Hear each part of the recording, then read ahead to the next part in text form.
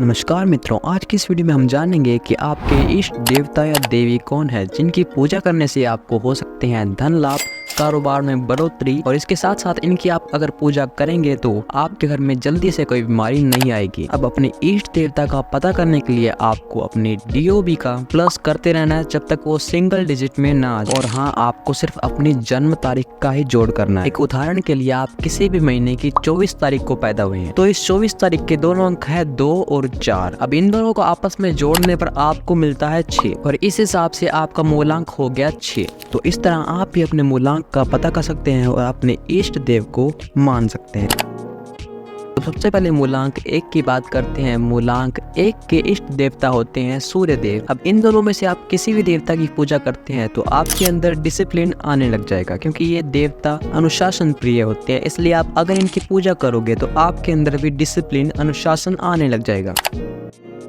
मूलांक 2। अब जिन भी लोगों के मूलांक 2 है, इस तरह के लोग थोड़े भावुक टाइप के होते हैं, जल्दी से भावनाओं में बह जाते हैं और थोड़े भोले होते हैं। इसलिए इन लोगों के इष्ट देवता होते हैं भोलेनाथ। तो अगर मूलांक 2 वाले शिव जी की पूजा करेंगे तो उनको बहुत ही ज्यादा फायदा होगा। अब आप लोगों को पता ही होगा कि शिव जी तो भोले भंडारी हैं, इनसे कोई भी चीज मांगो तो ये जल्दी दे देते हैं। तो मूलांक 2 वाले लोगों की इच्छा भी जल्दी पूरी होती है। मूलांक 3।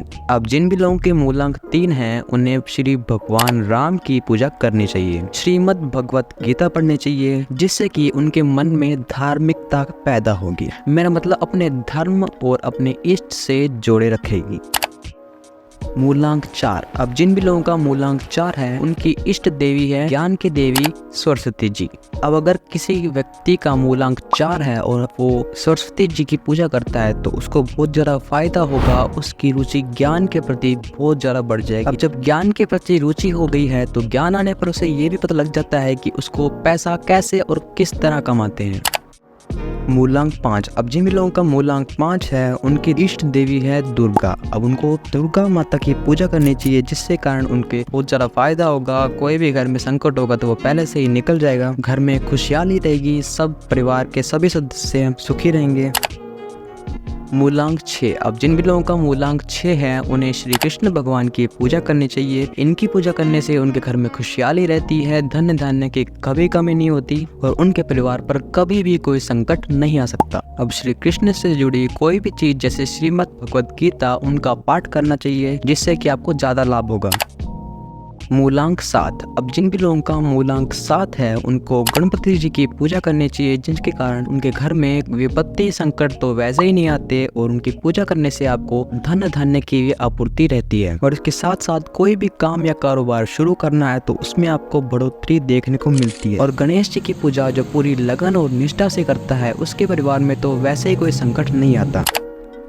मूलांक 8। अब जिन भी लोगों का मूलांक 8 है उन्हें शनि देव की पूजा करनी चाहिए। अब शनि देव की पूजा ढैया और सरस्वती में तो कर सकते हो, लेकिन अगर आप वैसे बिना ढैया और सरस्वती में करोगे तो आपको परेशानी देखने को मिलेगी। तो लेकिन अब आपका मूलांक 8 है और आप शनि देव की पूजा नहीं कर सकते तो आपको ये करना है, शनि देव के जो इष्ट देव है यानी कि श्री कृष्ण, उनकी पूजा आप जरूर कर सकते हो। श्रीमद् भगवत गीता पढ़ सकते हो, राम रक्षा का पाठ कर सकते हो, जिसके कारण आपको शनि देव अवश्य ही अच्छा फल देंगे, क्योंकि शनिदेव कर्म के देवता होते हैं और अगर आप कर्म अच्छे करोगे तो शनिदेव तो देखेंगे ही।